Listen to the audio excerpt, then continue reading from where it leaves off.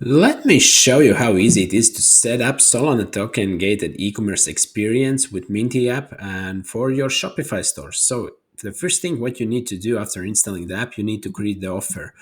You write the offer name, and if you are Shopify Plus store, you have access to the product locks, and with the NFT you can unlock the product. But for the basic stores it's a discount, so you can offer a discount, and if you want to have like a holder exclusive product, just set discount to 100%.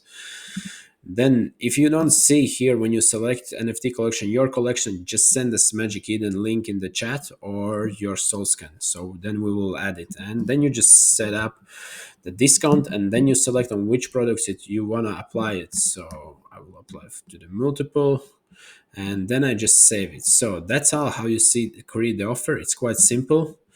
And the next thing is what you can do is you can also create NFTs with it, but that's for further. I will also make video how to do that. But what you need to do, you need to go to the online store and you need to enable on your team the Minty app. So what you press customize. And the next thing you need to go to the product page. And when you are on the product page, scroll down a bit and press here add block and select Minty.